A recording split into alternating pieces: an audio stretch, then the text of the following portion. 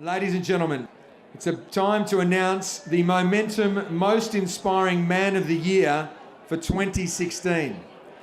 Okay, the criteria is one who has excelled in their chosen field of work, either professional or private. This person has done that. One who's been an inspiration to others. There's no question about that. One who has been able to motivate and touch the lives of others. One who continues to persevere despite setbacks and hardships and perhaps even injuries, like to your mouth. Ladies and gentlemen, you're really quiet now. This is the announcement. The most inspiring man of the year for 2016 is my friend and a friend of all of us. Ladies and gentlemen, the Wildcats captain Damian Martin is the most inspiring man of the year 2016.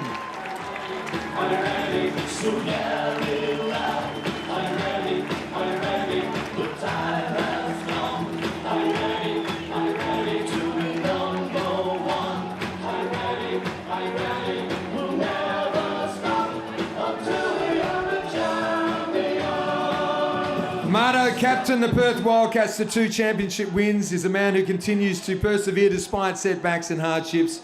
He's come back from injury not only for the Wildcats but also for the Boomers. He is still in the Boomers squad for Rio. His nomination reads, in the finals, his performance, which resulted in him winning the MVP, not only lifted the other Wildcats players, but every person in the Perth arena and every person around Western Australia watching. He contributes hundreds of hours to community work, encourages others to do the same. He's a loving husband, and his wife Britt is here, and he's soon to be a father. He's a great sportsman. I'm almost tearing up. He always has time for his fans.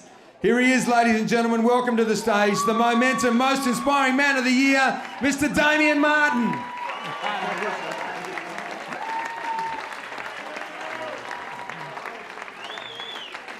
Thank you very much. I'm going to keep it short and sweet because I know you paid a lot of attention to everybody talking tonight. I'm slightly embarrassed to be receiving this award because I know there's better recipients out there, and through a lot of the work I'm fortunate enough to do with the charities I'm associated with, through Karma Resorts, through West Australia Food Bank WA, through Camp Quality, just to name a few. I see a lot of people that inspire me to be a better person. To my wife, I'm lucky this is the WA Most Inspiring Man of the award because she's more inspiring than me, so I don't even win it in my household. She's 29 weeks pregnant today, and seeing how she handles herself on a daily basis is incredible, and she puts up with me, so I thought I better get that out of the way before I get in trouble, so thank you, Brittany. Barbara, it's been a pleasure getting to meet you over the last few weeks. What a magnificent woman, so how about a round of applause for all the fine things she does in the community. It was hard not getting emotional listening to Sol and Carmelo. Sol in particular, we go to a lot of the same events. I've got to know him quite well, but you realise a lot of your relationships are only on the surface level.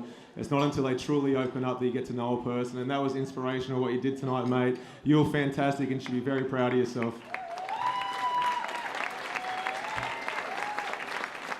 And finally, I just wanted to share something briefly. I have a friend who was going through some hard times, and I was unaware of it until I found out that he sat in the shower one day and he contemplated slitting his wrists, and it broke my heart to know someone so close I knew so little about. And so I actually moved in with him, and every time the shower would go on, my heart sank and my stomach dropped, and until the shower was finished and I heard him get out, then I felt okay again. Fortunately, he did speak out, so I'm just going to reiterate the message that the other speakers have spoken about tonight. He did ask for help, he sought help, and he got it. He got medicated and he's doing really well. On the flip side, I went to visit him about 12 months later, and as I was on the freeway, a car was parallel to me and it was on the wrong side of the road doing about 100 kilometres an hour, and it drove straight into a cement pillar. A friend and I were the first on the scene, so as I was doing the chest compressions and another person was doing mouth to mouth, I'll never forget how it felt because his chest had completely collapsed in. I could push as hard as I wanted. The adrenaline, the emotion. I'll never forget his face, and it wasn't until the police arrived and they started asking me, did he brake? No, he didn't brake. Was he wearing a seatbelt? Did I have to take a seatbelt off? No, I didn't have to take a seatbelt off. So on and so forth, that we realised it was suicide. The only difference between my friend and this guy is, I dare say, he didn't ask anyone for help and he didn't speak out. I got to meet his parents and they said they had no idea that he was suicidal until it was too late. So all of you who do have these thoughts, these ideas, please speak up, because it's amazing what speaking out, what a year in your life can do. It can change yourself, and I'm sure my friend is glad he's alive today because he's happy, healthy, and one of my best mates.